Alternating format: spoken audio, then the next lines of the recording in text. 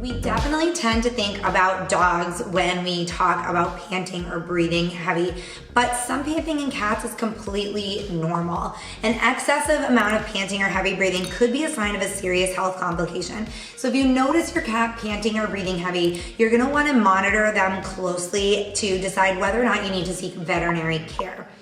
We typically think of dogs, as I mentioned, you may not expect to see your cat panting, but it's possible, and usually it's totally normal.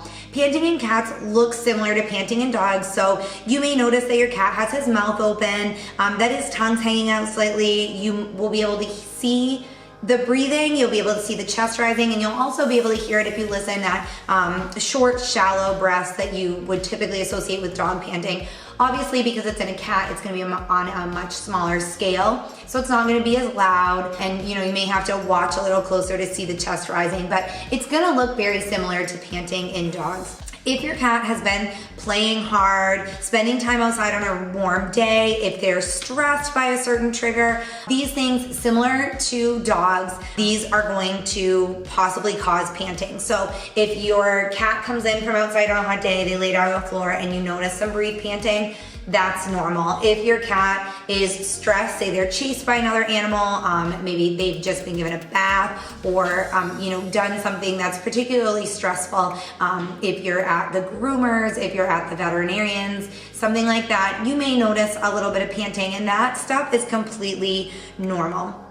Just like an overexcited or a recently exercised or a really hot dog, you're going to just help your pet cool off, calm down, relax, and the panting should subside. If it lasts for an extended period of time, that's when you need to think about contacting your veterinarian as soon as possible.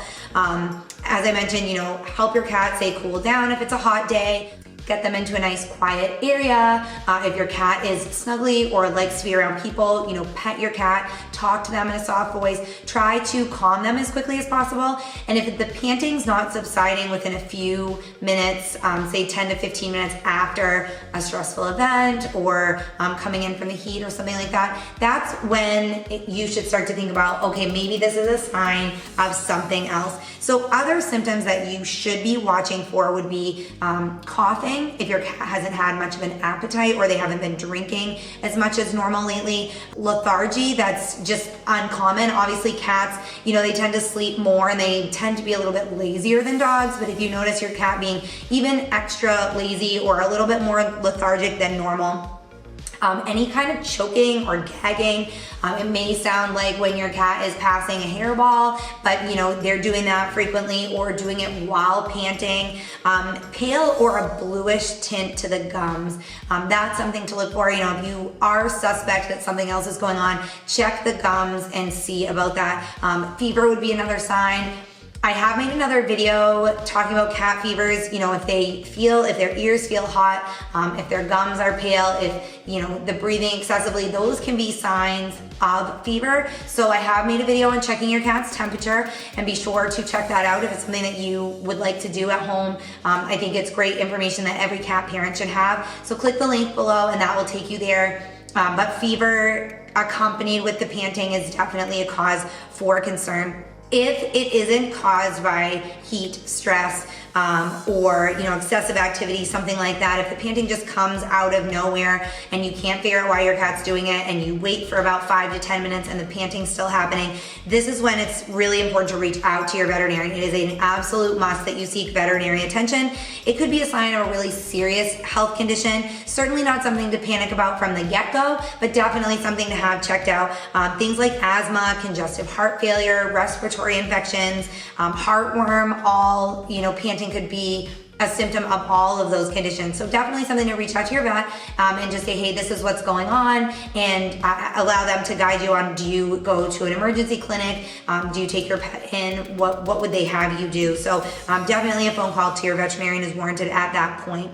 If left untreated, any of these conditions, the serious ones that I listed, heart disease, heartworm, respiratory infection, congestive heart failure, if you leave those untreated or even not treated as quickly as possible, they could get worse very quickly. They could even become fatal. So it's something that you know, all of those conditions listed, the faster you treat them, the better the prognosis for your pet. So you really don't want to take a chance with panting if you see it in combination with other symptoms, or if it just comes on, you know, for seemingly no reason. The health conditions that you may see panting as a symptom of, they can't be treated at home. If your cat is suffering from a respiratory infection or heart failure or asthma, none of that stuff can be treated with home remedies. Over-the-counter remedies, some can be marketed for things like heartworm or asthma, but they may actually end up making your cat worse. They may end up not treating the condition at all.